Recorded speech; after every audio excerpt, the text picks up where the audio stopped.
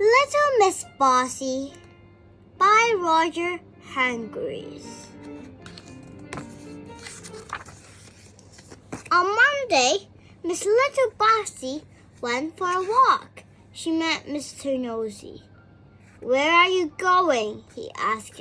"Mind your own business," she retorted. On Tuesday, she met Mr. Noisy. He was singing, noisily, of course. "Shut up," she told him. On Wednesday, she met Mr. Happy. He was smiling as usual.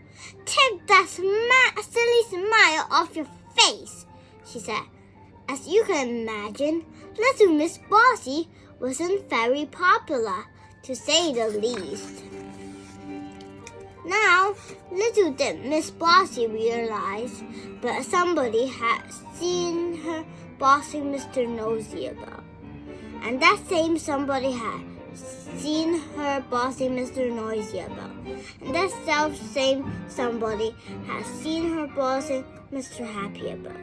The wizard, whose name incidentally was Wilfred, went home thinking, somebody really ought to be done about Miss Bossy. He thought to himself as he walked along. When he arrived home, he went straight to his library and took down a large red book from a bookshelf. It was rather dusty, as it hadn't been read for some time. "Let's see now," he said to himself as he settled into an armchair. He turned to page 304. At the top of the page it said, "How to stop people being bossy." Wilfred the wizard read the page very carefully, checked the book, put it back on the bookshelf, and grinned. A particularly wizardly sort of a grin. The day after, which was Thursday, little Miss Bossy met somebody who was fast asleep, as usual. Mr. Lazy. "Wake up," she said bossily, and prodded him in the tummy. "Ouch," protested Mr. Lazy. But behind Miss Bossy, Wilfred the wizard, who had been following her, said something too, under his breath, a wizardly word he learned from page 304. And do you know what happened?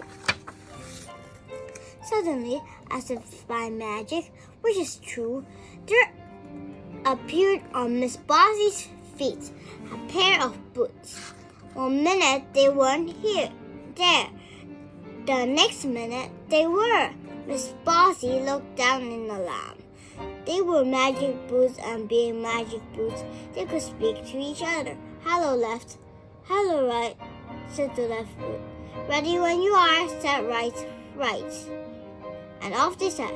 Left, right, left, right, left, right, left, right, faster and faster, marching poor little Miss Bossy along. Little Miss Bossy couldn't do a thing about it. Mr. Lazy was much amused. "Well done, Wilfred," he chuckled. Wilfred winked a wizardly wink. Those boots marched like little Miss Bossy for 5 miles. She was exhausted. "Ready, left," said the right boot. "Ready," replied left. "Attend," said right. "Shun," said left, and they came to a halt. Little Miss Bossy was quite out of breath. She tried to take off her boots, but it was impossible. Along came Wilfred. "Those are only for people who are too bossy. Make them go away at once," cried Miss Bossy, stamping her foot. Well, at least she tried to stamp her foot, but the boot wouldn't. "We're out of stamps," chuckled right. Left giggled. "You will do as I say," shouted Miss Bossy. "Ready when you are," said right. "Right away," replied left. quick march, and off they set again. Left, right, left, right, left, right, left, right, for 10 miles. And then they stopped again. And along came Wilfred. Make these stupid boots go away, shouted Miss Bossy. Only if you say the magic word, replied Wilfred. Miss Bossy thought and thought and thought again. Please, she said. That's better, smiled Wilfred, and he said the wizardly word again, under his breath, from page 304.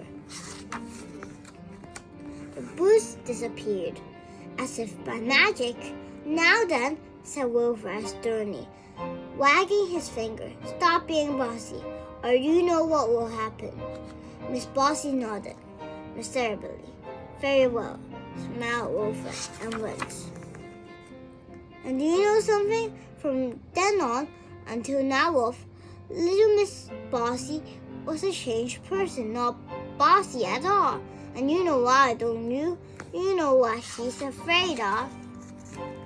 Bossy boots! The end.